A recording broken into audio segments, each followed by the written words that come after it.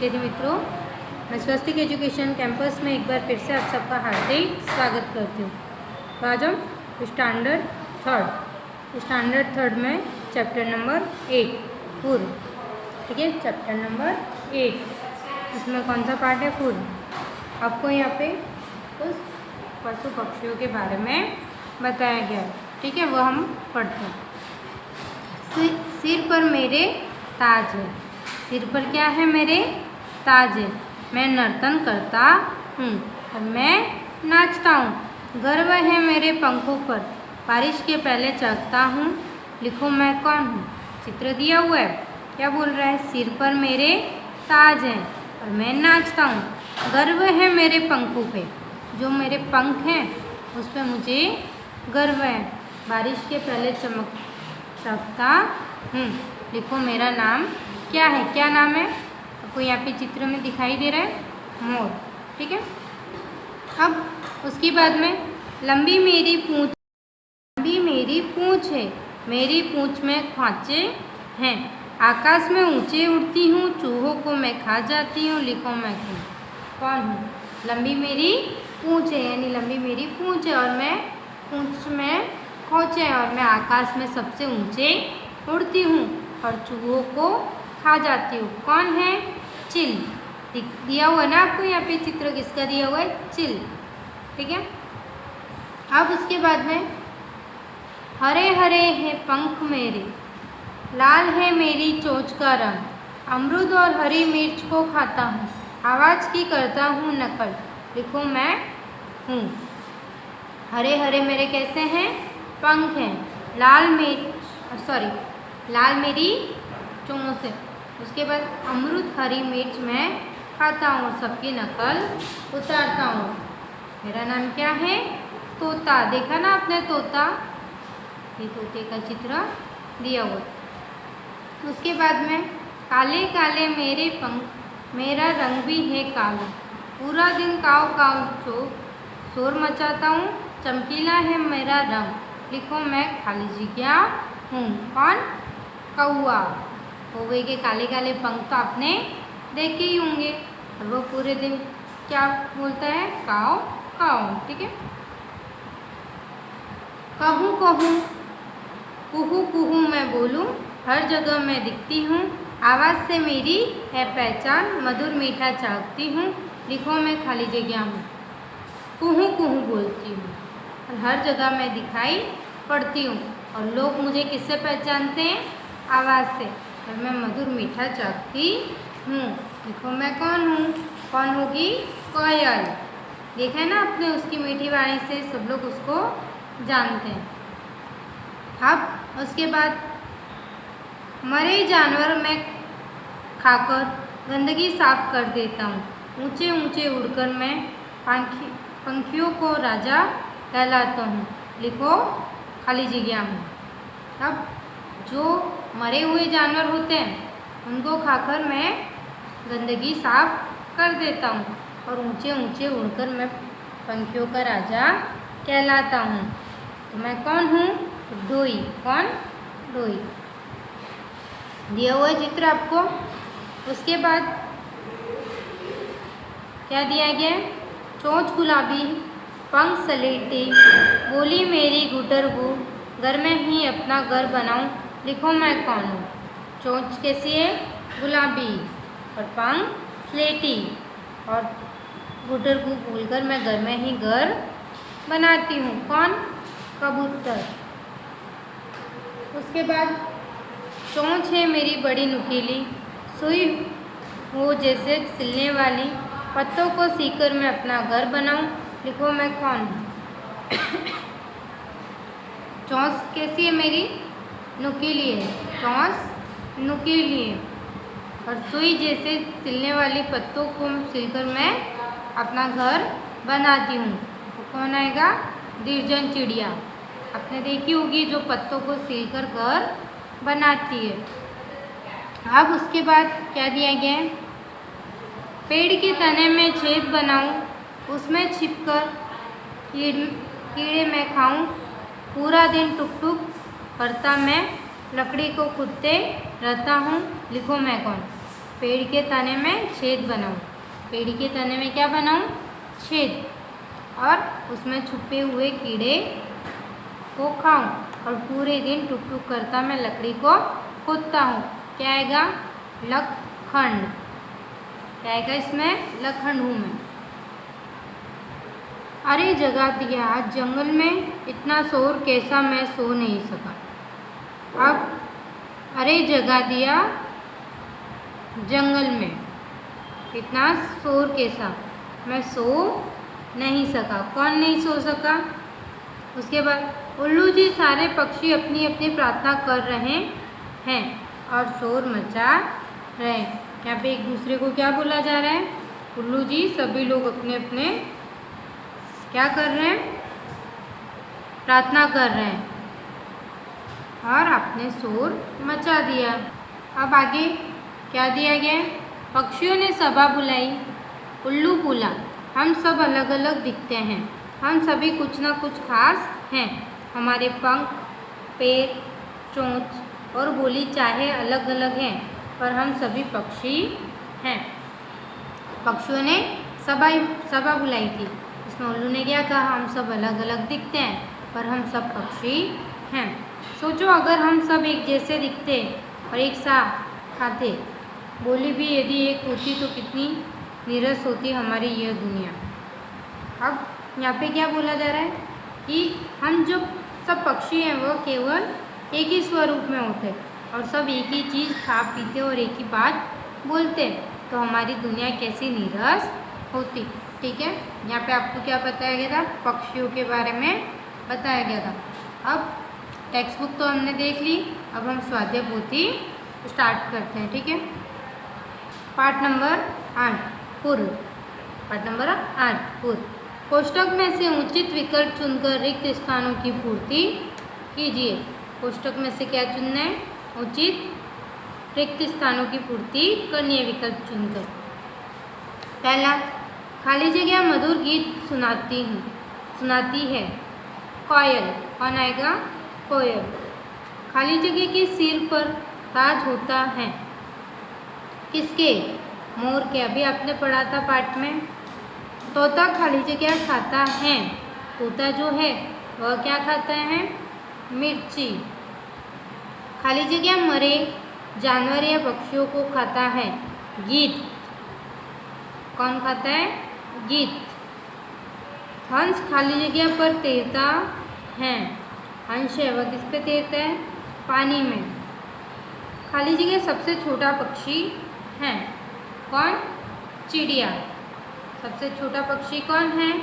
चिड़िया है। ठीक है, अब उसके बाद निम्न वाक्य सही है या गलत बताइए। निम्न वाक्य दिए गए वह सही है या गलत आपको बताना है। कबूतर कुहू कुहू की आवाज़ निकालता है। गलत। सभी पंछियों के पंख का रंग समान होता है। गलत। बगुला तालाब की मछलियाँ खाता है। सही। पक्षियों अपना घोंसला जमीन पर बनाते हैं। गलत। पक्षियों किसी की भी आवाज़ नहीं सुन सकते। गलत। उल्लू रात भर जागता है। सही। गिद्ध और चतुर्मुख कद में छोटे पक्षी हैं। गलत। अब उसके बाद क्वेश्चन नंबर 3। ये तो हमने सही गलत देखे। अब क्या है क्वेश्चन नंबर 3। मुझे पहचान कर मेरा नाम लिखिए। अब यहाँ पे क्या करना है? मुझे पहचानना है और मेरा नाम लिखना है। ठीक है, मैं पेड़ के तने में छेद करता हूँ। मैं पेड़ के तने में छेद करता हूँ तो क्या आएगा? फट फोड़वा, अथवा क्या बोला जाएगा इसको? लखन हर। दूसरा, मेरा घोंसला सबसे सुंदर होता है। किसका? बयां। किसका? बयां। मैं तालाब की मछलियों को खाता हूँ। तालाब की मछलियों को कौन खाता है? बगुला। मैं प्रतिदिन सबको जल्दी उठाता हूँ। मुर्गा। प्रतिदिन जल्दी कौन उठाता है? मुर्गा। मैं दिन में सोता हूँ और रात में जागता रहता हूँ। उल्लू, प्रतिदिन वह दिन में तो सोता है और रात में क्या करता है, जागता है। मैं पत्ते सिलकर घोंसला घर बनाता हूँ। दर्जन चिड़िया। मेरे बच्चों को चूजा कहलाते हैं। किसके बच्चे को चूजा कहा जाता है, मुर्गी। अब क्या करना है, उचित जोड़ियाँ मिलाइए। अब आपको यहाँ पे उचित जोड़ियाँ मिलानी है, ठीक है। पहला, तो पहले में क्या आएगा, पहले में क्या आएगा, ये जो पक्षी है वह क्या खाता है, तो वह मरे हुए जानवर खाता है। इसे क्या बोला जाता है, गिद्ध। क्या बोलेंगे, गिद्ध। अब उसके बाद ये पक्षी, ये जो पक्षी है उसे क्या बोलेंगे, चील। वह क्या खाएगा, क्या आएगा, चूहे। तीसरा जो पक्षी है वह तोते का, तोता क्या खाता है, मिर्ची। अब उसके बाद में चौथा जो पक्षी है कबूतर का, तो वह दाने खाता है। और जो एक दूसरी चिड़िया वह चींटी खाती है, ठीक है। दिखा है आपको यहाँ पे, दिख रहा है ना, जैसे कबूतर है तो वह दाने खाएगा और चिड़िया कीड़े खाएगी। अब उसी तरह यहाँ पे भी क्या करना है, जोड़ियाँ मिलानी है। मुर्गा, पहला जो चित्र दिया हुआ है वो किसका है, मुर्गे का है। तो मुर्गा क्या करता है, कैसे बोलता है, कुकड़े कू कुकड़े कू। उसके बाद में दूसरा जो चित्र दिया हुआ है वह किसका है, कौवे का। तो वो कैसे बोलता है, काव काव। तीसरा चित्र कबूतर का है, तो कबूतर गुटर गू। चौथा चित्र मोर का है, तो टेहिप टेहू बोलता है। उसके बाद में पांचवा चिड़िया का, तो चिड़िया क्या बोलती है, ची ची ची। तो इस प्रकार आपको क्या करने, आवाज़ के साथ में जोड़ियाँ मिलानी है। अब आपको निम्न प्रश्नों के उत्तर एक वाक्य में लिखिए। निम्न प्रश्नों के उत्तर क्या करने, एक एक वाक्य में लिखने। पक्षियों के अलावा और कौन से जानवर उड़ सकते हैं, तो पक्षियों के अलावा मधुमक्खी, तितलियाँ, भंवरे, चमगादड़ और अलग अलग जानवर उड़ सकते हैं, ठीक है। अब सेकेंड है, पक्षियों आसमान में क्यों उड़ सकते हैं। पक्षी जो है वह आसमान में क्यों उड़ सकते हैं, क्वेश्चन है। तो पक्षी आसमान में उड़ने के लिए पंख दिए हुए हैं, इसलिए वह उड़ सकते हैं। जो पक्षी उनके पंख हैं, क्या है, पंख, इस कारण से वह आसमान में सरलता से तथा आसानी से उड़ सकते हैं। तीसरा, पक्षियों का कहाँ रहते हैं, पक्षी जो है वह कहाँ रहते हैं, तो पक्षी